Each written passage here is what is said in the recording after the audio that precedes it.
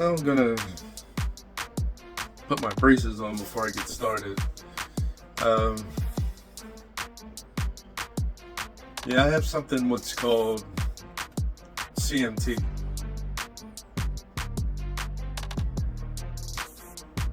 Well, most people would think it's, when you say CMT, country music television.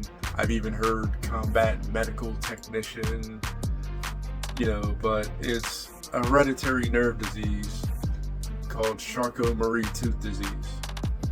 And I wear these braces on both. I have one for each leg because they help me walk.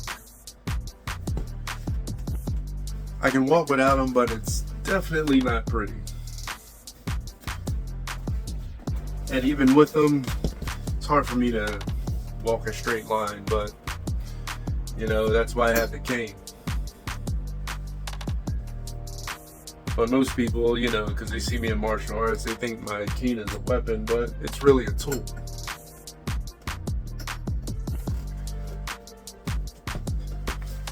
This tool has helped me in many, many ways. Before, I was always getting field sobriety tests because as far as the law enforcement was concerned, I was under the influence. But then I do the field sobriety test, which I failed, and then blow into their little device, and it's blowing zeros, and they start scratching their head like, hey, what's going on? I let them know, I have this hereditary nerve disease, so that's why my balance is the way it is. That's why my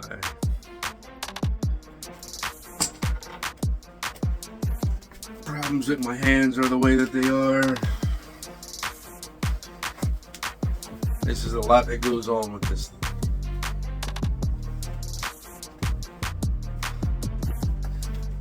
Put on my workout shoes. I love these Myotomics. These things, they're comfortable, they're light. When it's time to train, it's like there's nothing better.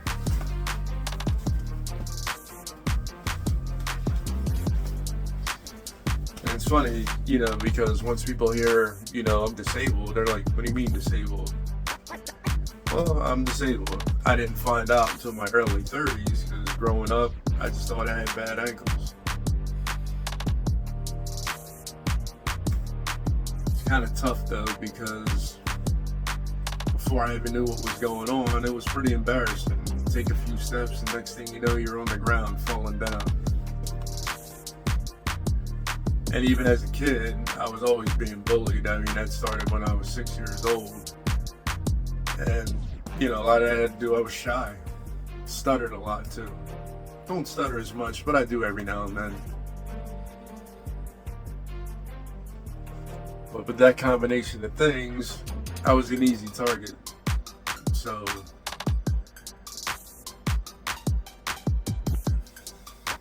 (1973), when I saw Enter the Dragon starring Bruce Lee, changed my life.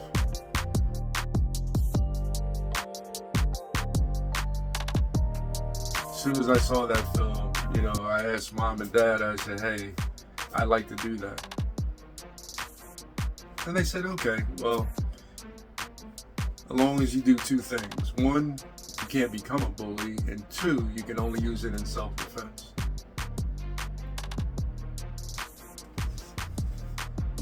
I figured, okay. Because all I'm thinking is I'm going to become the next Black Bruce Lee. But little did I know, someone already had that title.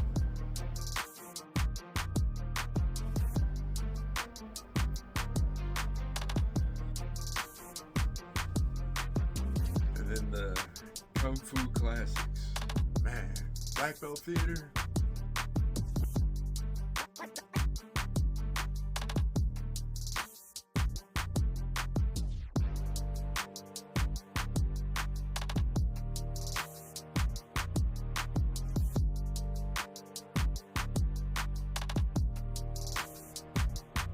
It's something that I look forward to every Saturday. Just watching those guys. I realized I couldn't fly across the screen and all the other things that they were doing, but it was so cool to watch. I still watch them today. I mean, Black Belt Theater, I mean, that was the thing back in the day, and it still is now.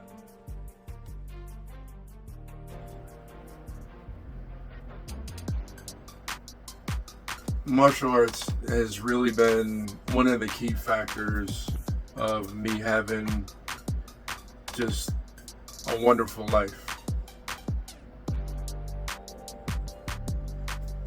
Martial arts has been life-changing for me. Without it, I don't know if I would be here. It's funny because when I was 22, I was told by my doctor, hey, it's time to stop. Because you've had too many injuries to your ankles. I didn't break them, but I was just tearing them up. Twisting them, straining them, rolling them over. I was just constantly in the doctor's office for one reason or another with my ankles. And he said, hey, it's time to stop and have surgery on both ankles. Because he said, at this pace, you're going to be confined to a wheelchair before you know it. And he said, as a matter of fact, even with the surgery, the chances are you're going to be in a wheelchair by the age of 35. Now, I grew up in an era where, you know, they always say get a second opinion. Well, I got 3 more opinions. All 3 of them were unanimous, along with my doctor. So now I have 4 doctors telling me to stop the one thing that I enjoy doing, and the thing that helped me just get through life. And I just didn't stop. Never had the surgery either. Never had the surgery. Didn't stop martial arts. It's funny when I think of it, because by the age of 35, I'm supposed to be confined to a wheelchair, but I am not. Like I said, I have trouble walking. I use the cane. Still have both my legs. They still function really well overall. And then what I have on the wall behind me, you know, there are people who said, oh, you know, it's pretty egotistical of a guy to display his awards and display his trophies, you know, is feeding his ego. What they didn't realize is this is my vision board, at least one of them. Every time I come in this room, and I'm in a confined space, I have things all around in this room.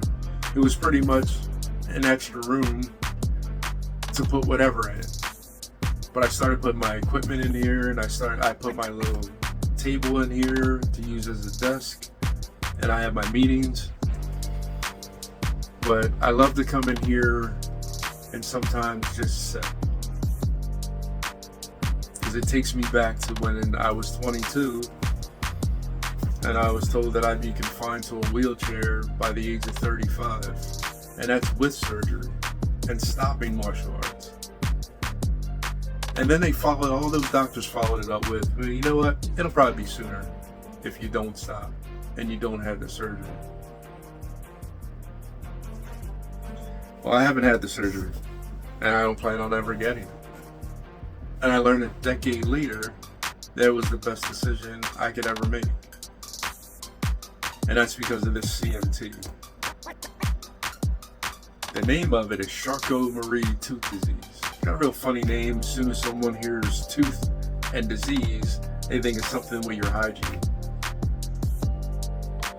But it's not. It's a neuropathy, hereditary, because it's on my mom's side of the family.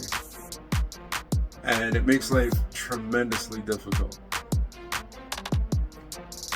I'm fortunate enough that my sister doesn't have it. And it turns out she won't get it, because this particular strain that we have in the family is X-linked. So it can only be passed on the X chromosome, so my sister doesn't have it. The women in my family show no characteristics of it. They just have the gene that passes it on to the males, and the males suffer from it physically as well as genetically. So it's a little tougher for us. Now behind me is not about ego. And like I said earlier, it's my vision board. I come in this room and I can remember building things on websites, as far as a vision board is concerned, and saying, hey, you know what, I'll put this on here, this on here, this on here.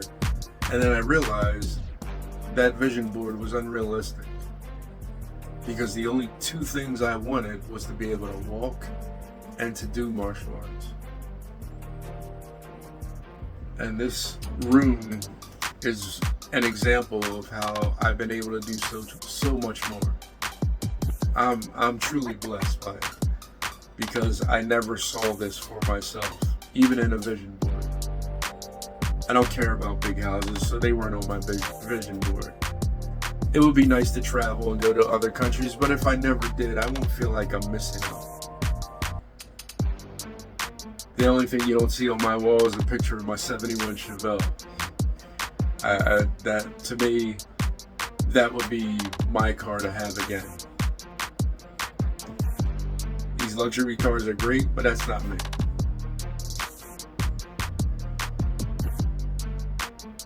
It's been difficult going through life with this hereditary neuropathy, but it's not impossible. Instead of deciding that what was on paper is how my life's going to be, I decided to find my own definition of what my life is.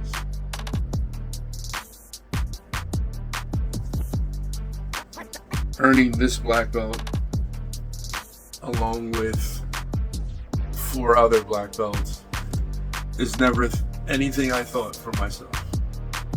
I was happy to earn the one, and I was grateful to have the ability to earn the one. But I have 5 now. Becoming a 16-time Martial Arts Hall of Fame inductee is just amazing to even be considered.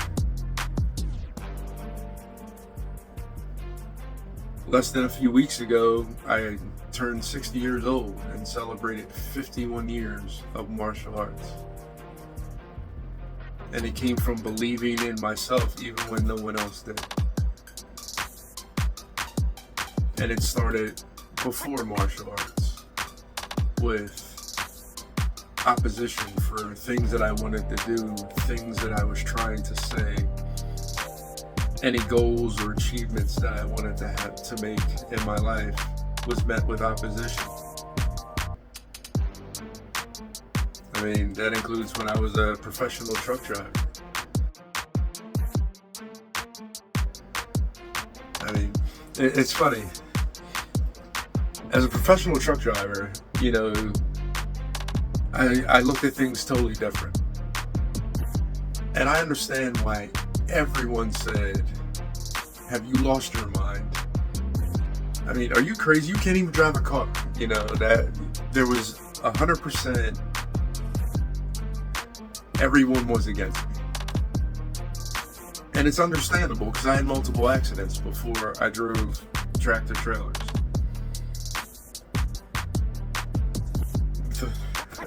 I guess the funny thing about it is, Christmas Eve of the year before, I was in a head-on collision.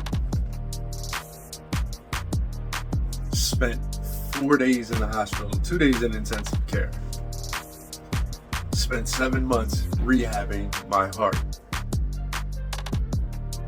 I was hit at 45 miles an hour by a car coming in the opposite direction.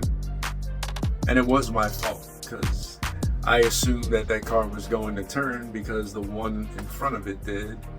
And I started to make a left-hand turn in front of that car, and that car changed lanes and just destroyed my car. The impact was so severe that My seatbelt did not engage, and I hit that steering wheel with the full force of my chest. The impact was so severe that the EMTs had to pick the steering wheel and the steering column out of my lap to get me out of my car. I was in pain like I've never been in pain before. We get to the first hospital, and they were so crowded with being Christmas Eve, they said, we have to take you to a different hospital. And I love that hospital that they took me to, because they treated me so well.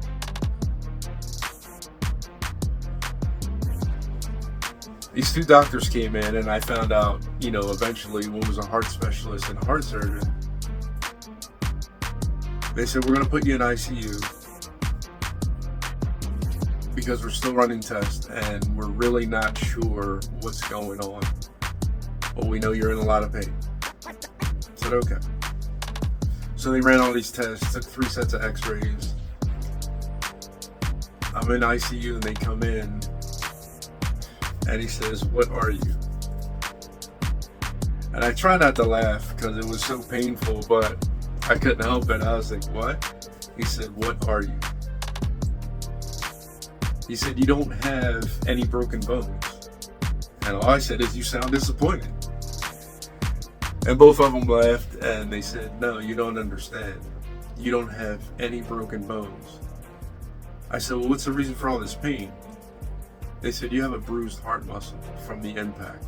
It was so severe that you actually bruised your heart muscle. I was like, whoa. And they said, under no circumstance can you stress yourself out, because you will have a heart attack. I understood. And that's why for 7 months, it was a slow process of getting me back into a routine where I could function normally.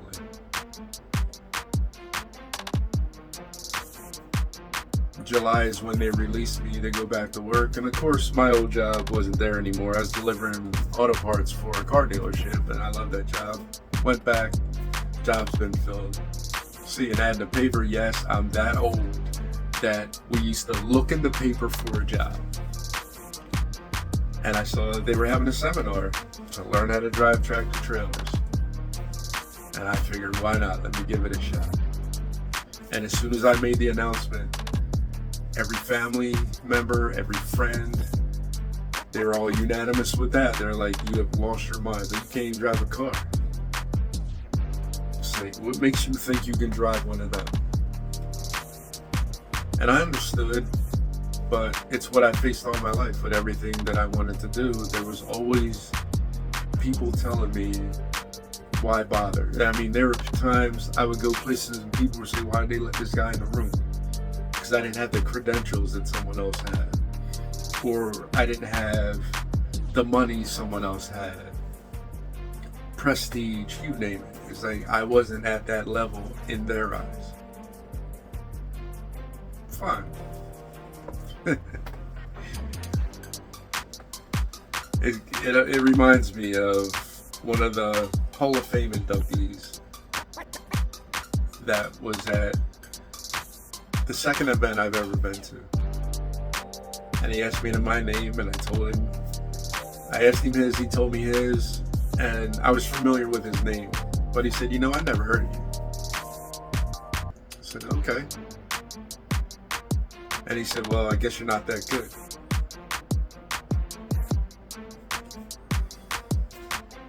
I said, well, I guess I'm not. And he said, well, the reason why I say that is because, all the guys that are really good and all the big names, I know them, but I don't know you. Seeing how you've been in martial arts for so long, for more than 4 decades. It was almost like, how did I get in the room all over again? Now, I have a sense of humor that not everyone appreciates. Instead of getting upset at him and throwing my credentials out and reassuring him that I'm supposed to be in this room, my response was, I guess your circle's too small. And I say that to people, it's not a way of being cocky, just as a way of saying, it's okay if you don't know who I am. But it doesn't mean that because you don't know me, or my name's not in the paper, or in the movies, or in the highlights, that I don't exist, or I'm not important, or I'm not up to the level that you feel I should be at. Because it's not about you. I appreciate and I am grateful for every award, every belt that I've earned, all the accolades I've received. But I was recognized about a month ago for something that I look to never be recognized for. I received the Presidential Volunteer Service Award, and it was a Lifetime Achievement Award for the volunteer work I've done throughout my life. I spent 17 years as a volunteer firefighter.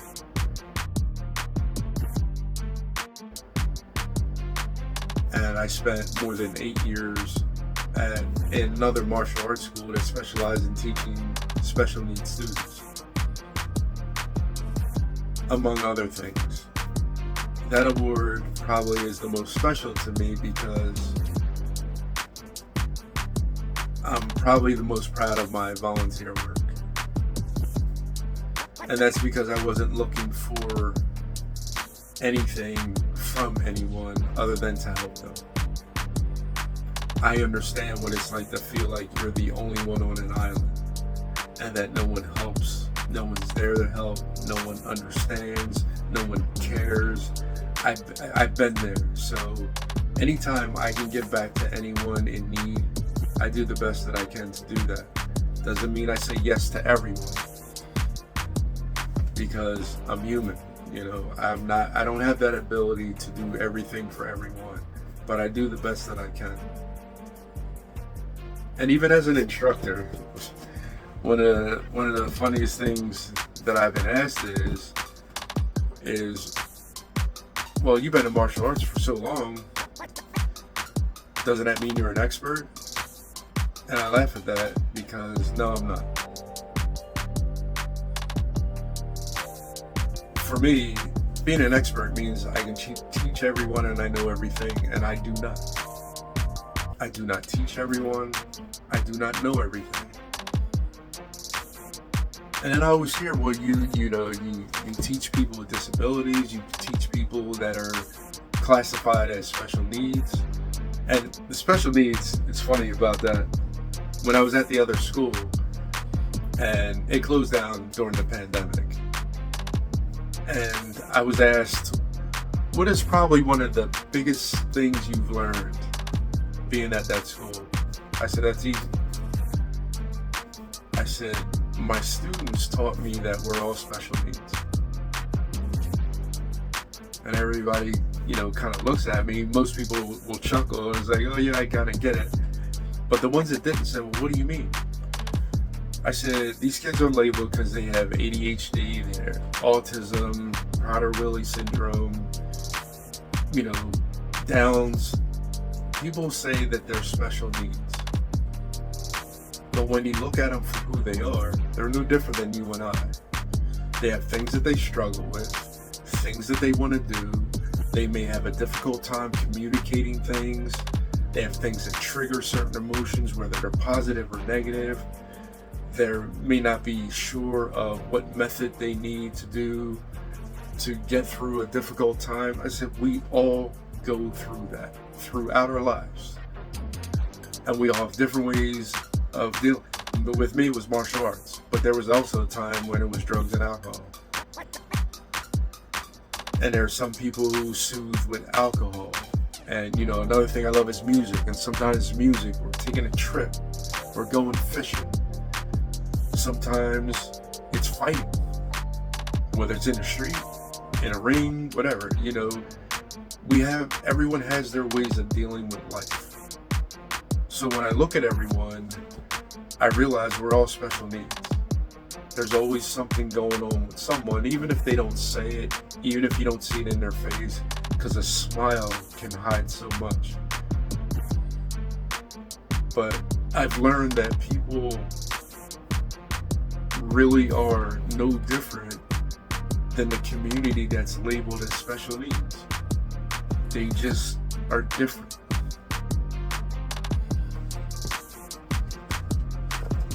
And I know what I said sounds contradictory, saying that they're no different, but they're different, meaning just because you're not labeled special needs doesn't mean you're not, because we all are.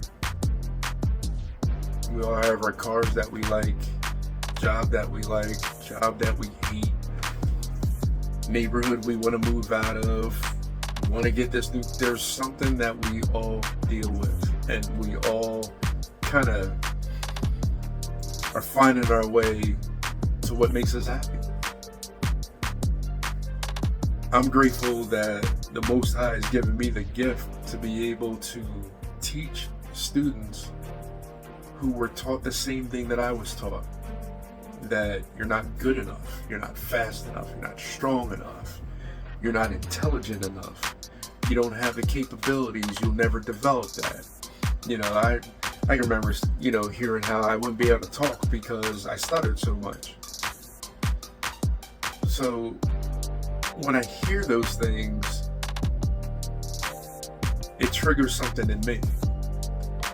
Especially when the students come on the floor and they have their, what I call, scroll of excuses. And we've all had them, and some of us still do. And that is the list of all the things that you say you can't do. And I've learned that when I ask them one simple question, it unlocks a lot of answers.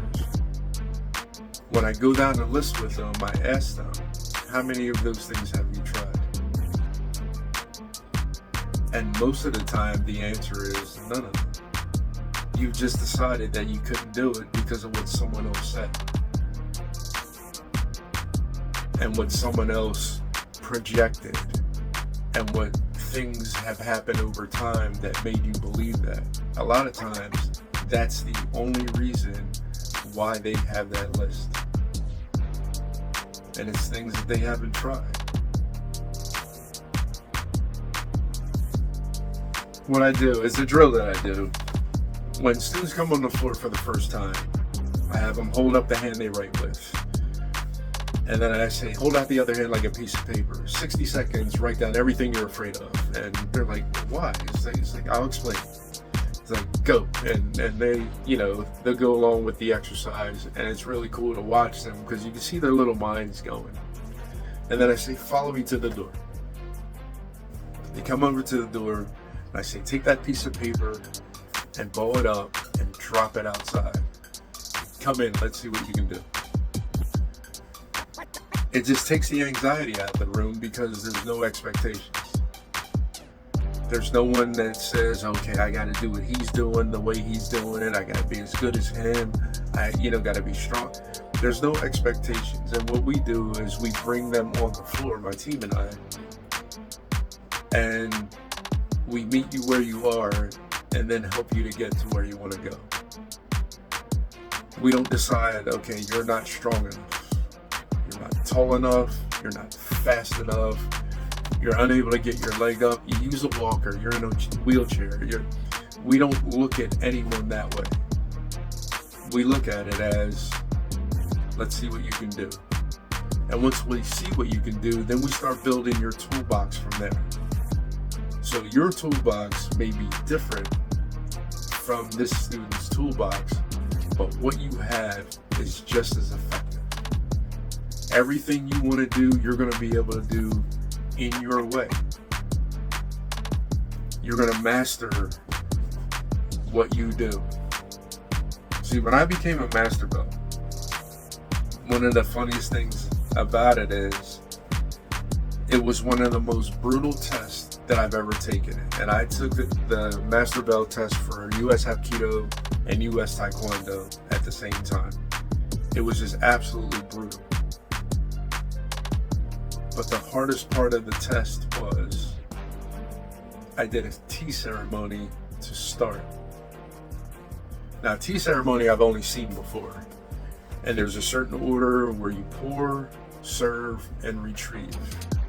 And there are things that you do in between as well. And I remember preparing for it. I was like, I can't spill a drop. Can't spill a drop, can't spill a drop. What do I do? What do I do? I went and got styrofoam cups. And with these styrofoam cups, I set them up and I poured. And the thing about styrofoam cups that it's kind of fascinating about them. If you don't pour the liquid in the center of the cup, it's easily tilted over. And that's why I chose them. So I get that. And I get cups set up all throughout the tray, and I'm going through everything. And I go to take my test, and I couldn't stop sweating. Couldn't stop shaking. You would think we were having tremors because, the cups are just rattling around on the little saucers as I'm serving them. And they're, the whole panel's trying not to laugh. Some of them are turning away because they're like, they can't believe that I'm about to have a meltdown at the beginning of my test, just doing the ceremony. But I wanted to do it as best as I could. I was able to get through it. And I'm going through the physical part of the test, and I'm answering questions along the way. And then they hit me with something else halfway through the test. Something that is so simple that I made complicated. I have a panel of black belts.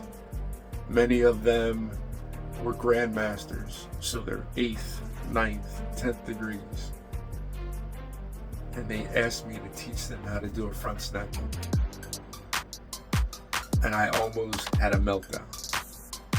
Because in my head, I'm like, you all know how to do it. What do you mean teach you how to do a snap kick? That's what I'm doing in my head. I'm like, are they serious? Okay, somebody's going to say, okay, never mind, we were just kidding. But they were serious. And it took me some time, and the sweat was pouring off me again, just like with the tea ceremony. And then I finally said what to do and how to do a front snap kick. And they all nodded. And then my test continued. The reason why that was so difficult is because taking the test, I didn't feel like I was in the spotlight. I was just taking a test. Once I was asked a question, or once I had to do something specific, it's no different than when I give a speech. It's like all the lights are on you. And all I see is faces and eyes, and I'm like, oh no. And then I go through what I call the butterfly to bat syndrome.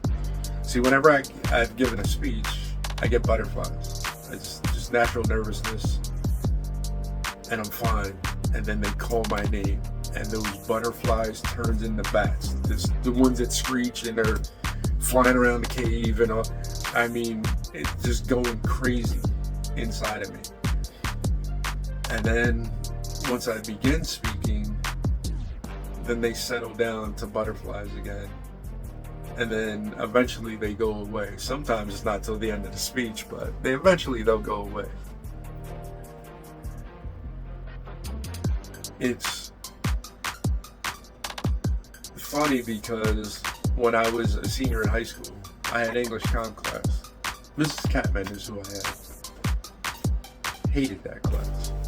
I don't know why I was in there. I had no desire to go into college. I wanted to go into the military. And I told her, I don't know why I'm in this class. It's college prep. What do I need it for? Every assignment, I got an F. Every homework assignment, every class assignment, every report, every summary, you name it, I got straight F's. Pop quiz, announce test, straight F's.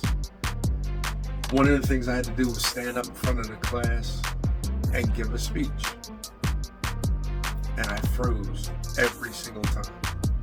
And she said, if you sit down, you're going to get another F. And I just sat down. She finally said to me, she goes, what's wrong? I said, I don't know why I'm in this class. And she said, why not? I said, I'm never going to stand up and talk about my life in front of a group of people ever, so I don't know why I'm in here. Well, obviously she knew something that I didn't, because the last 5 years I've said a lot, probably more than I've had the first 55 years of my life. You know,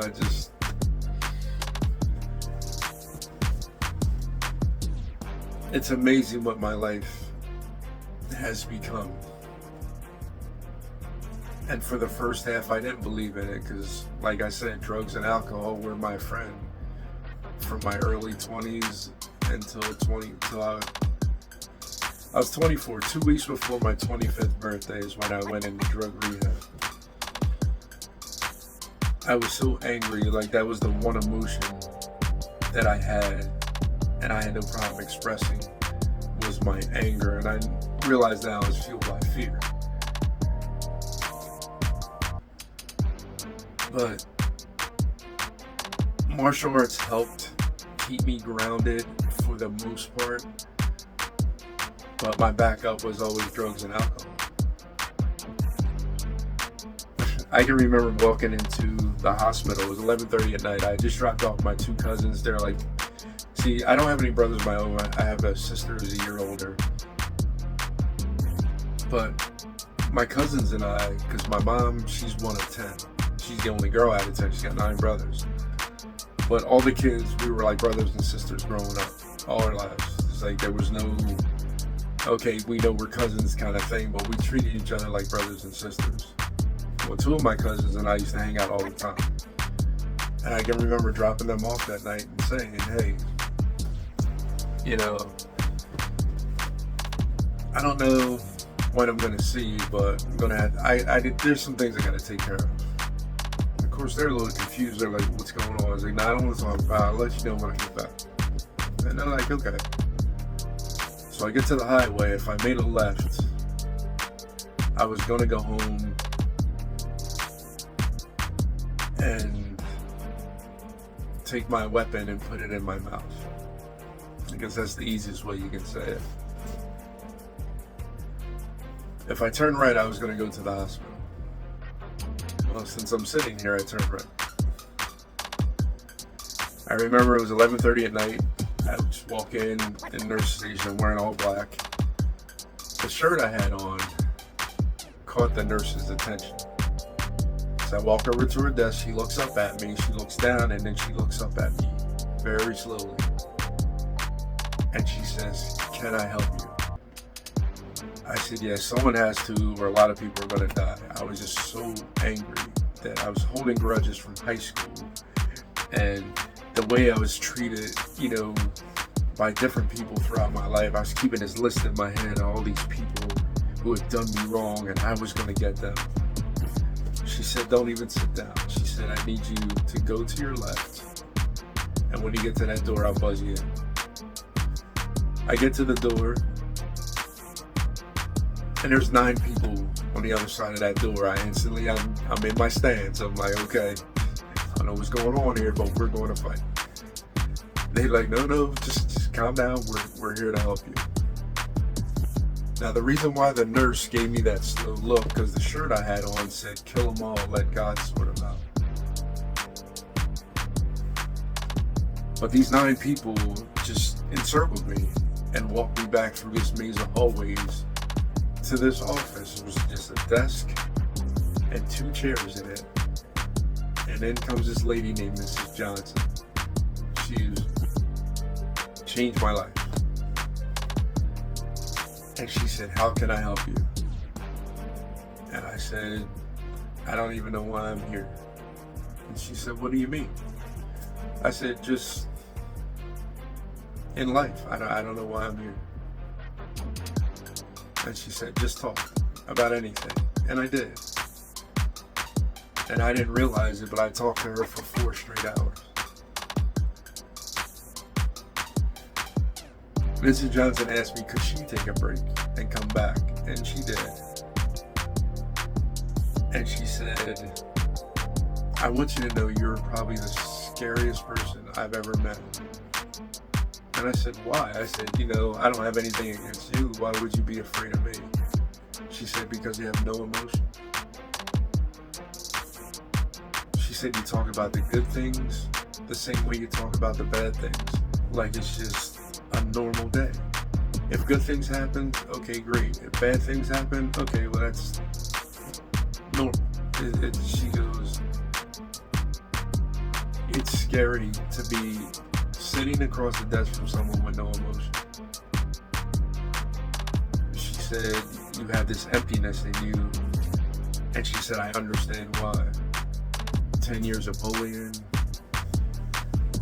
abuse, from different people throughout your life.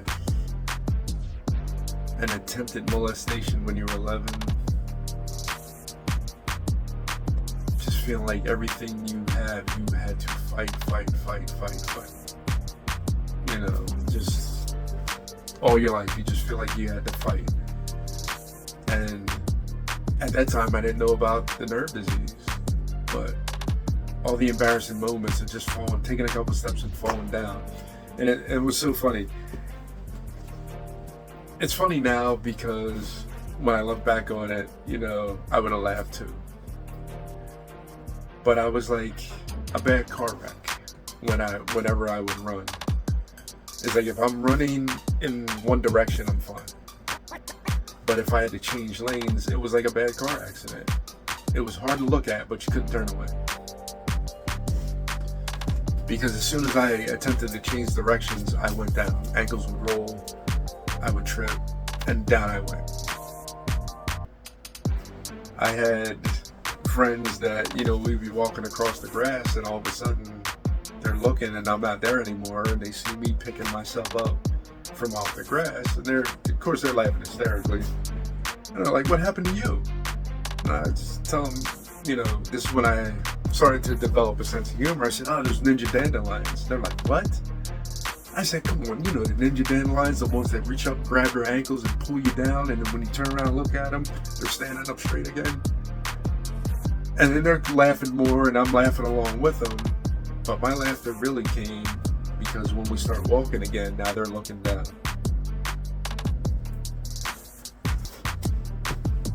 I learned to have a sense of humor about life. Not just to laugh at the good things, not just to enjoy the rewards, not just to enjoy the moments, but I'm enjoying my journey. And it was going through rehab that I learned that, to enjoy my journey. So when my diagnosis came for this nerve disease, I was in my early 30s, and first thing I'm thinking is I'm flashbacking. By 35, you're going to be in a wheelchair. I'm thinking, I guess they were right. Now, what I could have done, because I was 4 years into being a professional truck driver, I could have just handed in my paperwork and grabbed the remote control and just rode it out. Picked out the coolest wheelchair along the way. And I did see one that is a tractor trailer wheelchair that is really cool. And I think if I ever got one, it would be that one. But for now, I don't need it.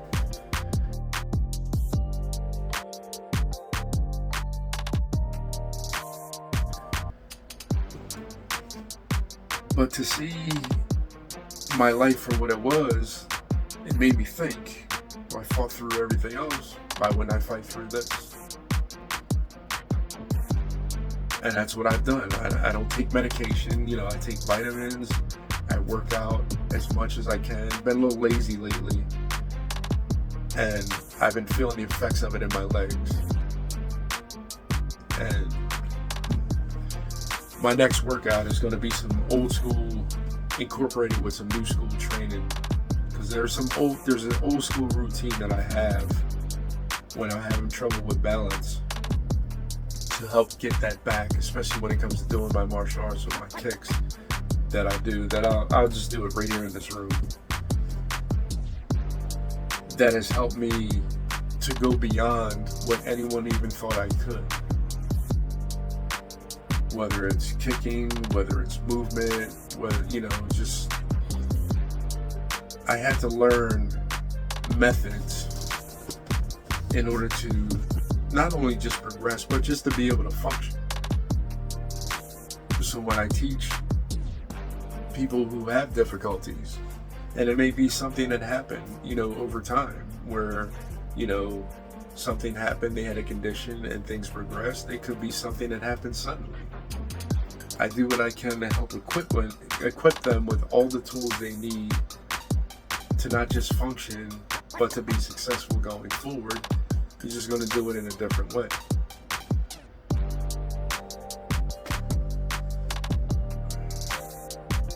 It's really strange because I didn't see any of this in any vision board I've ever had, in any dream I've ever had. Yeah, as a kid, I wanted to be, like I said, I wanted to be like Bruce Lee. When I saw Enter the Dragon, I was blown away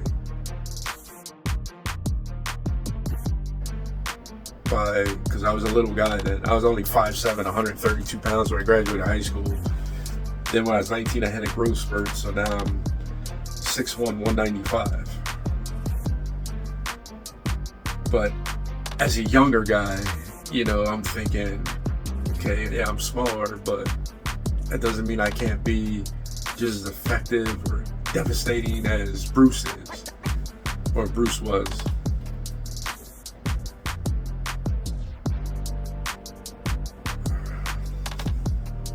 I don't know what my life would be like if the Most High didn't lead me to make that right-hand turn, because I didn't know why I made that right-hand turn at the time that I did it, but I realized it's because He wanted me to. I didn't realize why I said no to not one but 4 doctors. I'm not dismissing their education or their belief. I just didn't feel it was right for me. But that was all Him giving me the wisdom and the courage to say no. And to give me the wisdom and courage to say, things are not right and you need to get help. Everything you've tried hasn't worked. And I tell people that all the time. It's like, a lot of times when people say they get frustrated because things aren't working, I ask them what they do, and oftentimes they've just repeated the same method. And just because faces change in the room doesn't mean you're doing things differently. It's like, if your methods are still the same and they're ineffective, you have to swallow the pride that you have and say, I need to try something else. And it may be something that someone else thought of. You may not come up with the answer. And I had to learn that. I had to learn to not just hear people, I had to learn to listen to them. So I in turn do the same. I listen to people. I've been considered cold-hearted and non-caring because I'm straightforward when I answer. I'll pass you the whole box of tissues if you need it. If you're someone who wants someone to tell you what you want to hear, I'm not that person. Doesn't mean that I'm harsh. It doesn't mean that I'm mean. It doesn't mean that I'm against you, anything you do, how you do it. If I don't feel it's for me, I'll just tell you it's not for me. If you ask me an opinion about something, one of the funniest things, there was a girl I was with for a long time, and she had a bunch of girlfriends, and they always came to me, and she used to laugh because she said, yeah, she goes, they always say that sometimes they've had to wipe the tears, but they come to you because they know you'll be honest with them about how you feel. And they would go out and buy outfits and say, well, how does this look? And yeah, it's brutal. I've said, look better on the hanger. But I said that because it did not look good on them. And I said, whoever sold that to you just wanted to make the sale because they know you like it. but that does not look good on you. Their boyfriends and husbands have shook my hand. They're like, man, thanks. Like, I couldn't say that because, I'm with her and, I'd be in trouble. Thank you for saying it because I felt the same way. So I respect people who just won't come out and say it. And I don't say everything that I feel, but when someone asks me and they understand that there's no harsh intent, then I just say how I feel, good or bad. And sometimes I've had to slide the box of tissues over because the reaction wasn't good. But we've always loved each other in the end, whoever it was, male or female. Yeah, that's why my family, they're always like, yeah, all right, how do you feel about this? Tell me about that. And, that's my personality. I want nothing more than for people to be more successful than I am. I'm grateful for my success. And if my family's happy and healthy and provided for, to me, that's success. I've met so many rich people that are just unhealthy. They're unhealthy and unhappy. And it's just mind-blowing because growing up, I always heard, that was the key to success and the key to life and the key to happiness. And it's like, wow, no thank you. I'd rather have my Chevelle, and my Chevelle didn't have any paint on it than 9 years I had it. It was all primer. But I had the shiny wheels on it, my Krager SST wheels. It was unbeatable in the street with I did some street racing. Yeah, I took it down the track once, but I did some street racing and it never lost. I have to take another one of them over any luxury car that's out there. It's like, I love that. That was my favorite car out of any car I've ever had. To me, that would be success, to have another one of them in my driveway, to jump in it and just go ride whenever I want, burn all the gas up because it's terrible on gas mileage because of that motor that's in under the hood, and it's hot, no air conditioning, and crank windows. Just nothing power about it other than the motor and the transmission. It's like, love that car. I've always been different, and I didn't realize how special that was.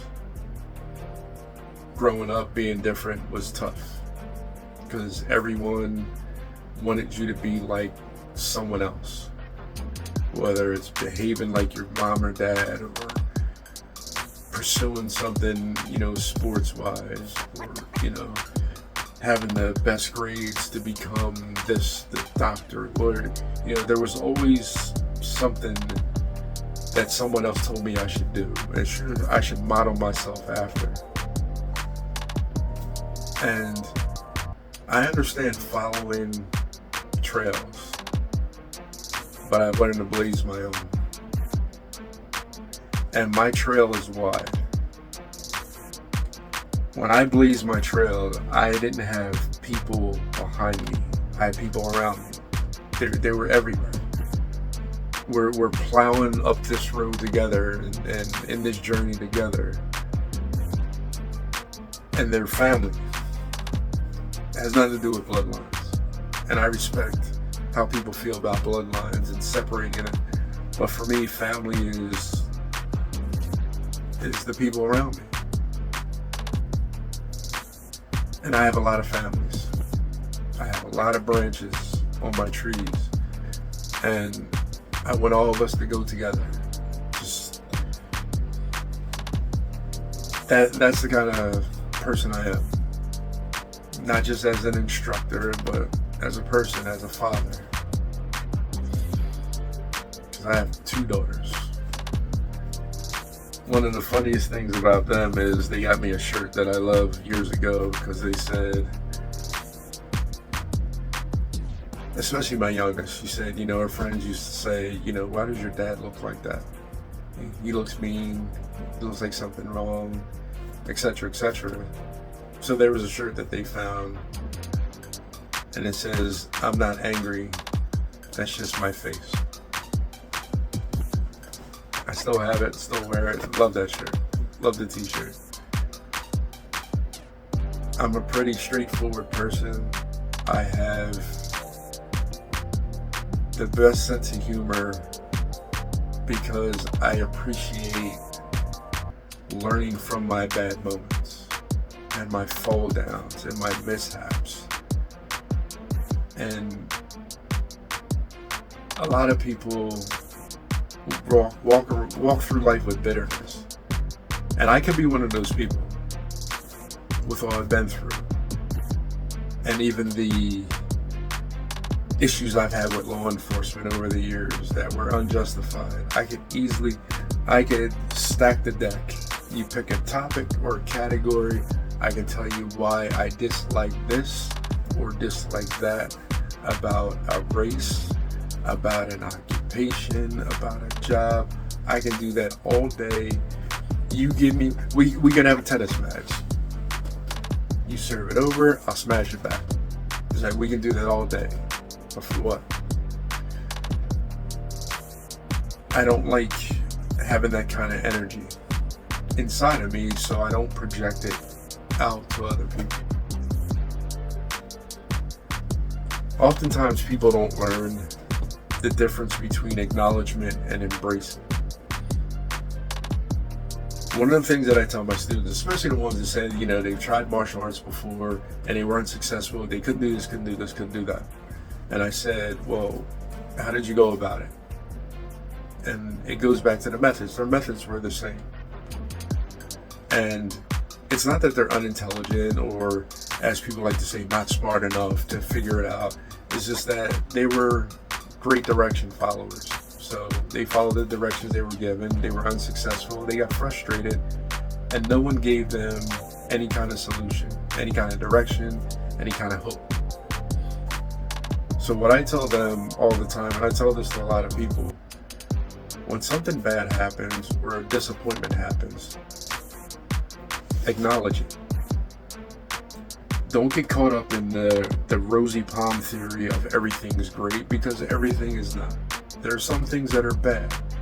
I want you to acknowledge it, but not embrace it. Realize, okay, this was bad. Let's look at how we got here. Let's look and see what we can do going forward to not revisit this. And then I do what I can to teach them how to not revisit it. Sure, it may come up again, because someone else brings it up, or it just may come to you for whatever reason because of whatever circumstance happened. That's going to happen. That's a part of life. But when it comes up, the next time, that was a moment. I'm here now.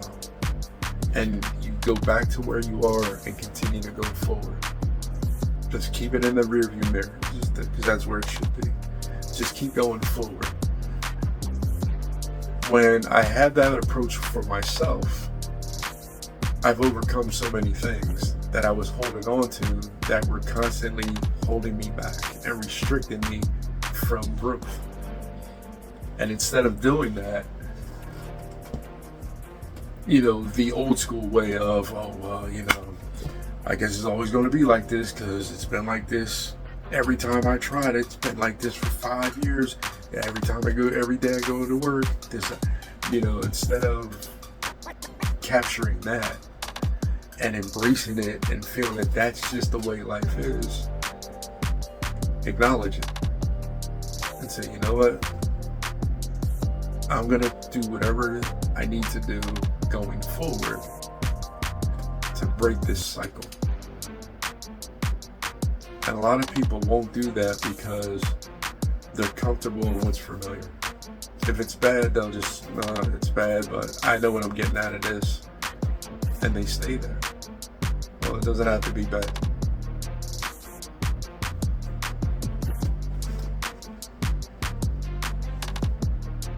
I came in here to work out. But sometimes I'll do this. I'll just sit and talk. I'll sit and reflect. And then there are days that I won't say much and I just come in here and I train.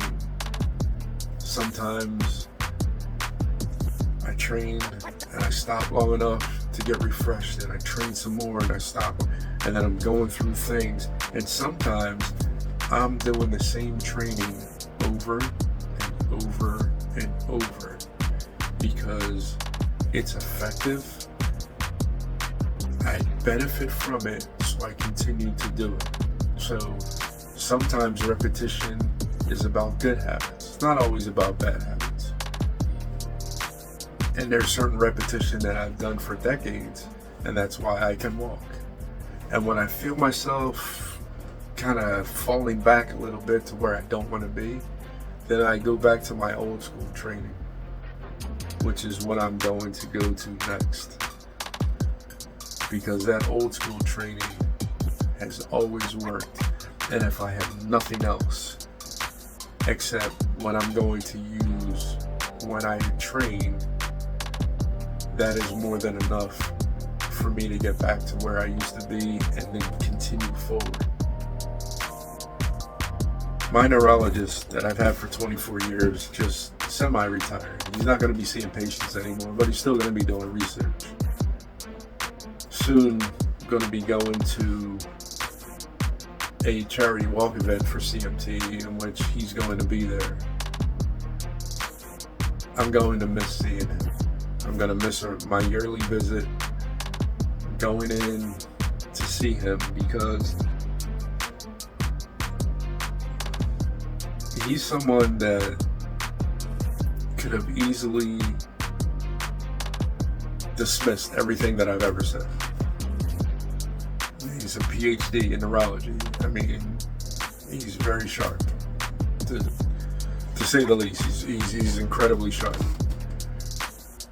But he's one of the most respectful medical personnel I've ever encountered. Along with my general practitioner, he's the same way. Just two of the most respectful people in the medical field that I've ever encountered. But the thing that makes my now former neurologist special is the first time I met him was at a support meeting. And in that support meeting, I remember him saying to everyone, "Who are you?" And he actually asked everyone, "Who are you?" After that support meeting, we talked. And next thing you know, 2 hours went by. Because he was intrigued by all that I was doing and all that I had done. And I didn't think it was special. It was just normal for me to do what I did and do what I've been doing. So I never looked at it any other way. And he asked me, he said, "Will you be one of my patients?" Sure. It was the best decision I made because I learned so much from him. And I also appreciated how much he respected me because he's done what very few doctors I've ever encountered has done. If I say, "No, I'm not doing that," he respects that. Other doctors I've had to excuse myself from being their patient because they would suggest things that I should do and I would tell them no.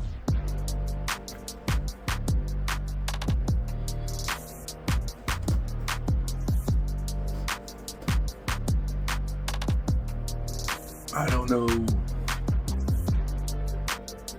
what's next in life, but I will say this: I enjoy every day.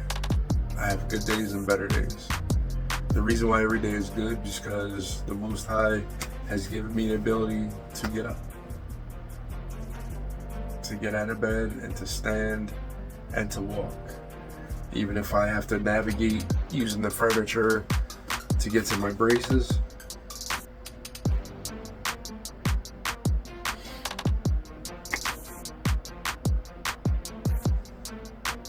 It's a good day. anything that happens after that only makes the day better. Even if I fall down 4 times. If I don't fall down at all. Even if every time I pick something up I drop it. Oh yeah, because that's the other thing. I don't have any fine motor skills. Never had them. Don't have reflexes either. Because it's hereditary neuropathy. So the lack of fine motor skills, buttoning the shirt will take me forever. Zippers, buttons, snaps. It's a pain. Most of the time wearing sweats. Easy on, easy off. T-shirts, got tons of them.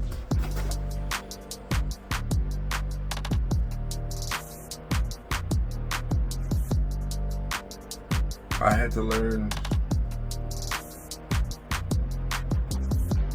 to just breathe.